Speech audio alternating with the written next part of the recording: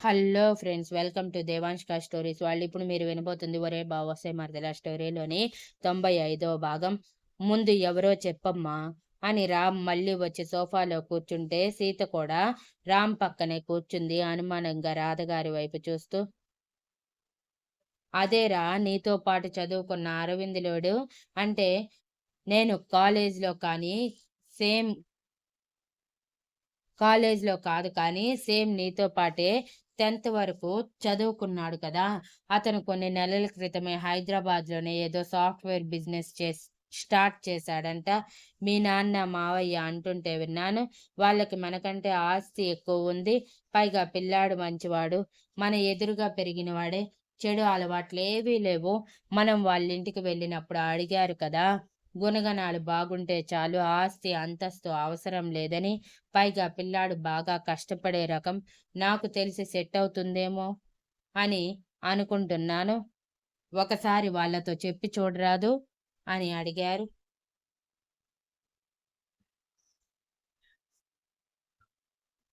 హా, నేను విన్నాను అమ్మా.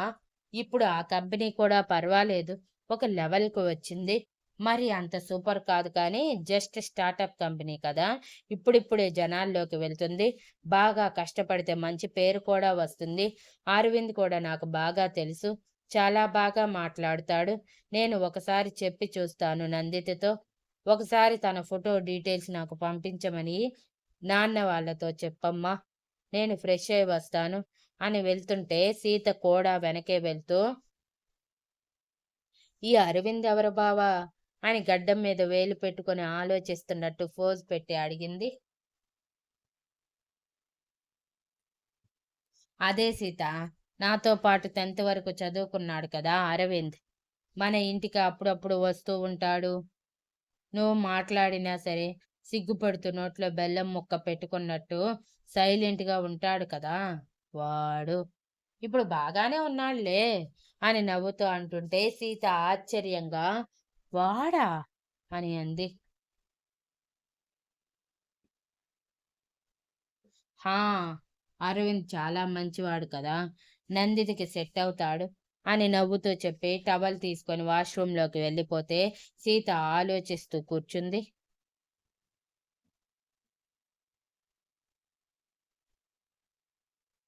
రామ్ ఫ్రెష్ అయి వచ్చాక, ఎన్నిసార్లు చెప్పాలి సీత, నీ పీత బ్రెయిన్ ఎక్కువ స్ట్రెయిన్ చెయ్యకు అని. అసలే ఇప్పుడు నీ కడుపులో నా కూతురు ఉంది. తను కూడా నీలా బ్రెయిన్లెస్గా పుడితే ఎలా?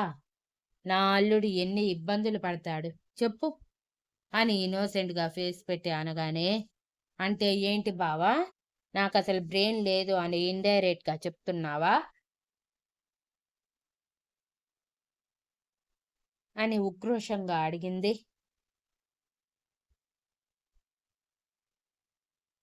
ఇండైరెక్ట్గా ఎందుకు, డైరెక్ట్గానే అంటున్నాను. నీకు బ్రెయిన్ లేదు కాబట్టే ఏది తెలియకుండా ఏదో ఒకటి చేసేస్తూ ఎదుటి మనిషిని ఇబ్బంది పెడుతూ ఉంటావు అని నవ్వుతూ చెప్పి బయటికి వెళ్తూ ఉంటే సీత సైలెంట్ అయిపోయింది.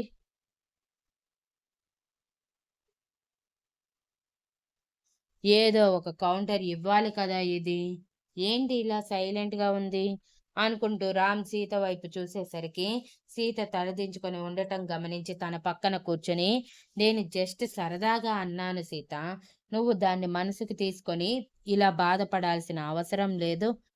ఓకే, పద బయటికి వెళ్దాం అంటూ సీతని తీసుకొని బయటికి వచ్చి మాటలతో టాపిక్ డైవర్ట్ చేసి సిచ్యువేషన్ నార్మల్ చేశాడు.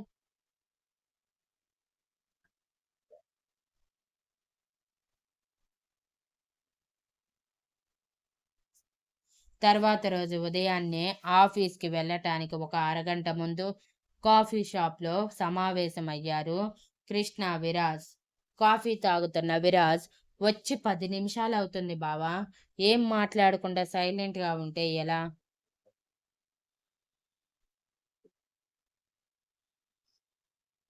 అసలు ఎందుకు నన్ను పిలిచినట్టు? నిన్న నువ్వు అంత ఎగ్జైట్ ఎందుకు అయ్యావు బావా? బాను నా చెల్లైతే నీకొచ్చే లాభం ఏంటి అని సూటిగా అడిగాడు విరాజ్. నేనొక విషయం చెప్తాను, నువ్వు కోపగించుకోకుండా సాటి లవర్లా ఆలోచించు అని ఇన్నోసెంట్గా చెప్పి, భాను అంటే నాకు ఇష్టం, తనని పెళ్లి చేసుకోవాలనుకుంటున్నాను. తనకి నా ప్రేమ విషయం చెప్తే కుదరదని చెప్పి నా మొహం కూడా చూడదని సీత చెప్పటం వలన ఆ ఆలోచన విరమించుకున్నాను.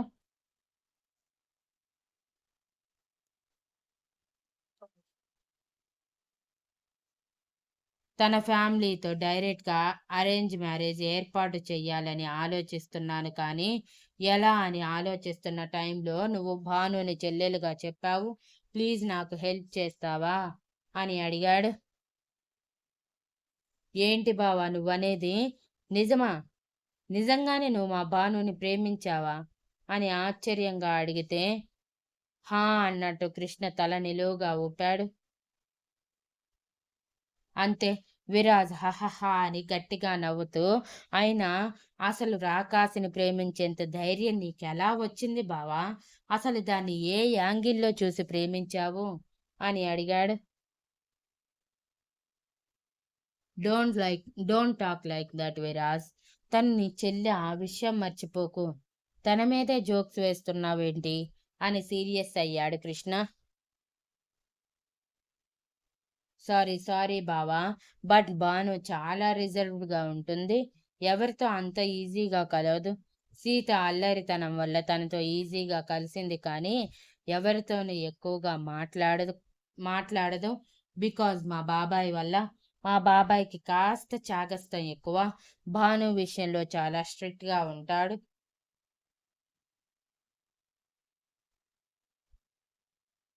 భాను ఎక్కడికి వెళ్ళినా సరే ఆయనకి ఖచ్చితంగా చెప్పి వెళ్ళాలి. లేదంటే పెద్ద గొడవ చేస్తారు. అందుకే భాను ఎవరితో ఎక్కువగా కలవదు. అంతేకాదు, మా 2 ఫ్యామిలీస్ మధ్య చిన్న చిన్న క్లాషెస్ ఉన్నాయి. వాటి వల్ల మేము మాట్లాడుకోవటం లేదు.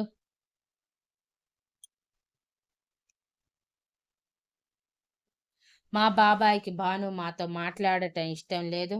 భానుకి నేనన్నా, అమ్మా నాన్న అన్నా చాలా ఇష్టం. సో, వాళ్ళ నాన్నకి తెలియకుండా మాతో మాట్లాడుతుంది. ఈ విషయం కానీ ఇంట్లో తెలిసిందంటే, ఇప్పటికిప్పుడు తన జాబ్ మాన్పించి ఇంట్లో కూర్చోబెడతాడు మా బాబాయ్. అందుకే ఎన్ని సార్లు మా ఇంటికి రమ్మన్నా రాలేదు అని నవ్వుతూ అన్నాడు విరాజ్.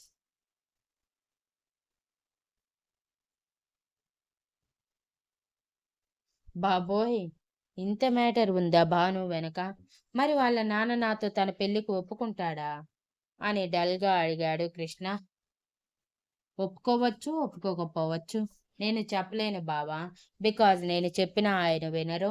ఆయనకి నచ్చినట్టు మాత్రమే చేస్తారు అని భుజాలు ఎగరేసి అన్నాడు విరాజ్.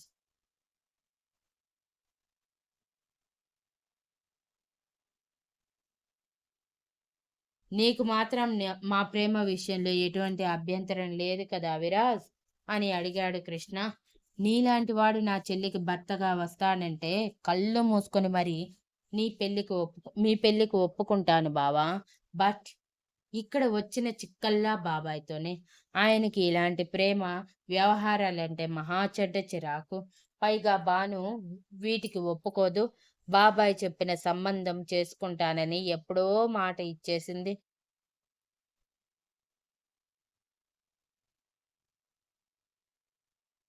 ఇప్పుడు నీ ప్రేమ విషయం దానికి తెలిస్తే ఖచ్చితంగా అవాయిడ్ చేయటం, లేదంటే జాబ్ మానేయటం చేసేస్తుంది.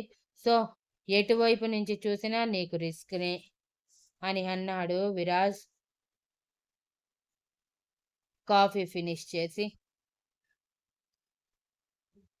మరి ఇప్పుడు ఏం చేయమంటావు విరాజ్ నువ్వు చెప్పు అని నిరాశగా అడుగుతూ ఉంటే, మీ అమ్మ వాళ్ళతో మాట్లాడి డైరెక్ట్‌గా మధ్యవర్తి ద్వారా అరేంజ్ మ్యారేజ్‌లా అరేంజ్ చేయించుకో బావా. ఇంతకు మించి మరో ఛాన్స్ లేదు. పొరపాటున నీ ప్రేమ విషయం మాత్రం దానితో చెప్పకు. దాని గురించి బాగా తెలిసిన వాడిగా చెప్తున్నాను. అది సీల్ రాకాసి అని కళ్ళు చిన్నవి చేసి అన్నాడు విరాజ్.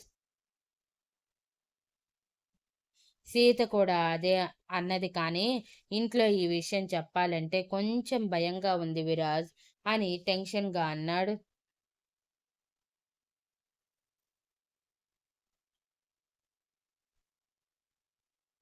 డోంట్ వరీ బావా, నువ్వు చెప్పిన దాని ప్రకారం ఆంటీ ఖచ్చితంగా నీ ప్రేమకి ఒప్పుకుంటారు. మా బాబాయ్ కూడా భానుకి సంబంధాలు చూడటానికి సిద్ధమవుతున్నారు కాబట్టి త్వరపడు. తర్వాత నువ్వు చేతులు పిసుక్కున్నా జరిగేదేమీ ఉండదు అని అన్నాడు. ఈలోపు నువ్వు నాకు చిన్న హెల్ప్ చేయి విరాజ్. ఎలాగైనా సరే నా ప్రొఫైల్ మీ బాబాయ్కి చేరేలా ఏదో ఒకటి చెయ్యి.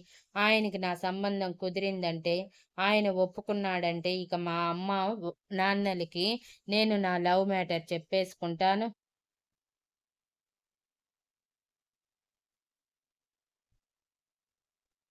ఆడపిల్ల వైపు నుంచి ముందు ఓకే వచ్చాక నా వైపు నుంచి చూసుకుంటే బెటర్ కదా.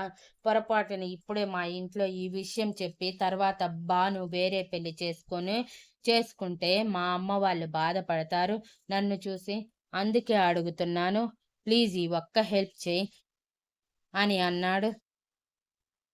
నువ్వు అడగటం నేను కాదనటమా బావా, తప్పకుండా చేస్తాను అని అన్నాడు విరాజ్. థ్యాంక్ యూ బావా, థ్యాంక్ యూ సో మచ్ అని కృష్ణ సంతోషంగా అంటుంటే, అదంతా సరే కానీ నీ చెల్లి నా ప్రేమకి ఒప్పుకునేలా కనిపించటం లేదు. అందుకే నేను కూడా నీ ఫార్ములా యూజ్ చేద్దామని ఫిక్స్ అయ్యాను.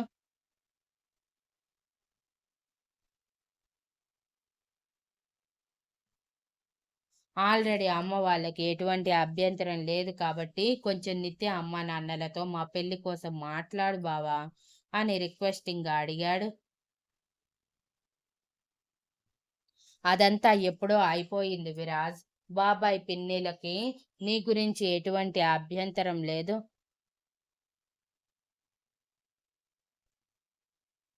నీతితో ఈరోజు సాయంత్రమే మాట్లాడతానన్నారు కాబట్టి మీ పెళ్లికి ఎటువంటి డోకా లేదు.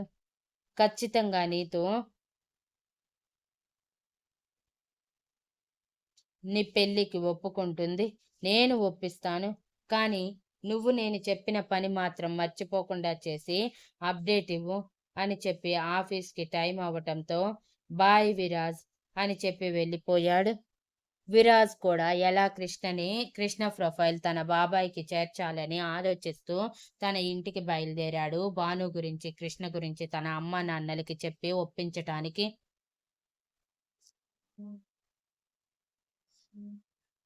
Thank you for listening and please like, share, comment and subscribe.